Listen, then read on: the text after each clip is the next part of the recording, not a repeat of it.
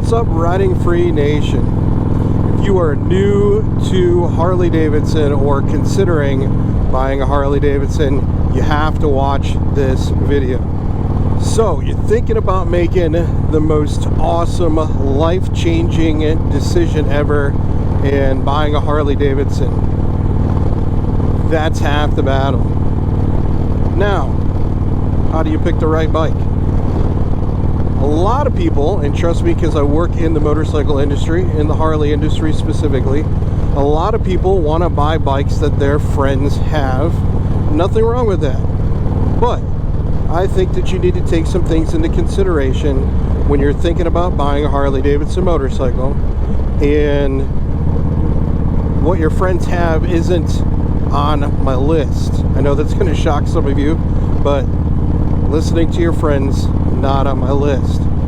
Now, you may have great friends that give you recommendations of what to get. Like I said, most people want to get what their friends have, but when you're making the decision for you, that's not always the best decision to make in buying the motorcycle. If you have not seen my video on why choose a Harley Davidson, I will put a link to that video right there. Okay, so you've made the decision, hey, I'm going to buy a Harley Davidson motorcycle. Now you're stuck. What do I end up buying? So, I will tell you from my experience in working in the Harley industry, a lot of people, when they come into a dealership, they say, hey, I'm thinking about buying a motorcycle. Really don't know what I want. Help me out. Well, the first thing is, going to the dealership is good because it's going to give you a chance to interact with a motorcycle. Nowadays, a lot of people try to do all the research online, which there's nothing wrong with. The problem is you can't sit on the motorcycle, you can't feel the weight of the motorcycle, you can't feel the ergonomics of the motorcycle. Sitting at home on your couch just isn't going to work. So, find yourself a good dealership that provides good customer service, make a connection with a sales associate at the dealership, and go in and have them fit you for a motorcycle based on some information that you're going to provide. Now,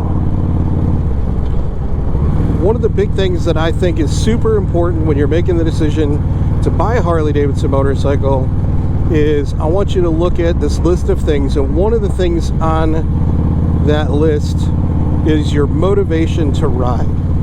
So what got you into riding? What made you decide to pull the trigger and say, I want to ride a motorcycle, and specifically I want a Harley Davidson motorcycle? You got to keep that in your mind and in your thought process of what it is that you're looking for and what is it that you want to get out of your riding journey.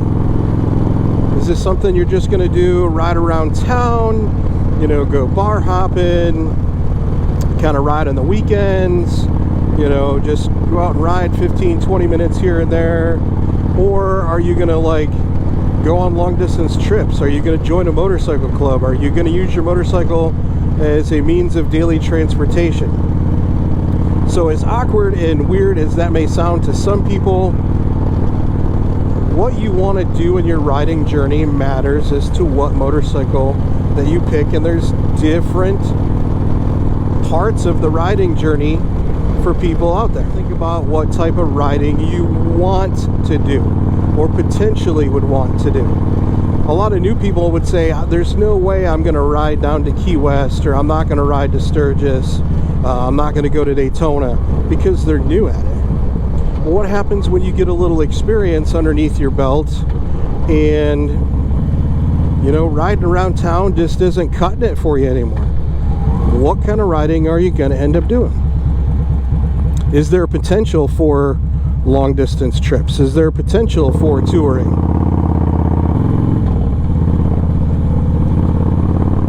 A lot of people, when they go to Harley, they think the only thing you got to buy is a touring bike. Guys, it's not true. It just depends on what you want to do. A lot of people say, I got to have a touring bike. Well, what's got you interested in the Road Glide? Well, all my friends have them. Your friends should really be a consideration on what motorcycle works for you and fits you the best. that may be a consideration on what type of riding you're going to do, but just because they have a road glide or a street glide doesn't mean that that's the bike that you have to start out with. You got to think about getting something that fits you, that's going to work for you, the weight is going to be manageable for you, and you can handle the power and the handling and the ergonomics of that motorcycle specifically. I see way too many people come into the dealership and they say, hey, I gotta have a street glide. Why do you gotta have a street glide? All my friends have them. And they get on the motorcycle and they're like, wow, that's really heavy. Yes, it is an 850-pound motorcycle. It's not like you can just start on that unless you have some experience or some forethought to do it. I think a lot of new people, when they start their Harley journey, I think a lot of people don't put enough value into being fitted in a motorcycle and end up going with something that's too big for them, something that they overestimate. I'm going to be coming out with a video next week on mistakes that new Harley riders make, so you may want to check that out, go over some of those things on that list. Chef, the motorcycle's too heavy, but that's the only motorcycle I really wanted. I wanted the heated grips, and I gotta have a tour pack on my motorcycle. Well, you're being too close-minded in your thought process. This is why it's important that you go in and check some things out. You can always go with a street glide or a road glide. You can add heated grips to the motorcycle. You can always get yourself a tour pack. If you do it that way, you'll probably save yourself a little bit of money, and you go with a lighter motorcycle. So with those non-negotiable items, what is it that you have to have on the motorcycle? And is it stuff that comes stock on a motorcycle, or can I accessorize after the fact and get what I want at some point? That brings me up to my next point, is accessorizing. You got to think about what you want to do with your motorcycle, and this is something I would strongly urge you not to do everything all at once up front. And I'll tell you why. I've learned this the hard way and spent a lot of time and money, and just should have thought about it a little more before I did it. If you decide that you're like, hey, I'm going to go to the dealership and I'm just going to buy a motorcycle, and here are my list of things that I want to do to the motorcycle, bang, done. When I leave the dealership, I want everything on the bike. I don't want to have to do anything. Dude, that is super awesome. If you have the ability to do that and you know specifically what you want and you know you're not going to want to change it, then outstanding. However, most people, like myself, you buy a motorcycle and you're like, oh cool, I want to do XYZ to the motorcycle. And you end up doing something to it and you don't like it. In a lot of places in the motorcycle world, you just can't return certain things. If you put an exhaust on a motorcycle and you're like, man, I really don't like the sound of it, I don't want it, you just can't return it. It becomes difficult when you spend money on stuff that you don't like. So instead, my suggestion to you is this, and it's taken me a long time to really, I've been riding for 24 years. It's taken me a long time to figure this out. So once you pick the motorcycle that you like, you say, hey, I'm going to go with the road glide. I love the road glide, and I know I might want to do certain things along the way. Sweet. Don't rush it. Well, I want to do exhaust, and I want to do bars, and I'm probably going to change out the seat, and I'm going to change out the grips and the mirrors. Most people would agree these are things that you do. Trust me, been there, done that. My suggestion is go to some bike nights. Look at other people's motorcycles. If they've got different exhausts, listen to the different exhaust on the motorcycle. Check some things out, man. A lot of times you go to dealerships and you're looking at handlebars. They may have motorcycles at the dealership with specific handlebars at the specific height that you want. Handlebars are something that are like in its own little world, just like suspension, exhaust, and tuning. Everything is kind of separate.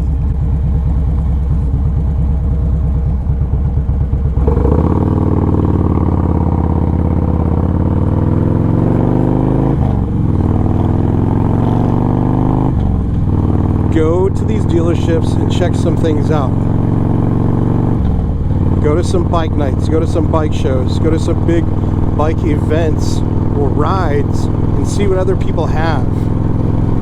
Most people, in my personal experience in the motorcycle community,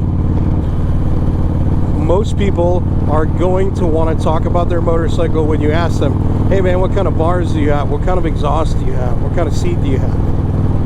A lot of people are going to want to talk about their motorcycle, so they're going to give you some really good insight. And a lot of people may let you sit on their motorcycle and feel the seat or check out the handlebars. They'll start their exhaust for you so that you can hear it. Most people are genuinely cool about what they're doing with their motorcycle simply because they're a true biker in the community and understand. So go check some things out. You don't have to do everything all at once when you're trying to accessorize your motorcycle. Like I said, if you have a specific list and you know what you want to do, then that's awesome. But most people do not have that in their forethought in their mind when they're new to Harley or they're just starting out riding. Think about what style of rider that you are when you're looking at making your purchase and your accessories. You have three groups of customers. You have fit and function, which are comfort-based customers. You have performance-based customers, and then you have flash customers, okay? Your fit and function customers strictly only concerned about comfort. Yeah, everybody wants their bike to look good, but the comfort, the ergonomics, lighting, safety features, those are the things that are always important to that specific customer.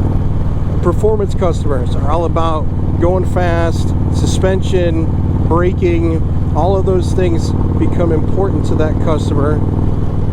And then the last customer is the easiest customer, and that's the flash customer. They just care about looking good. And a lot of flash customers, that's the easiest part. They just want to look awesome. They want to look badass going down the road. There's completely nothing wrong with that. You may find yourself in a blend of those customers. Like, I like my motorcycle to look good.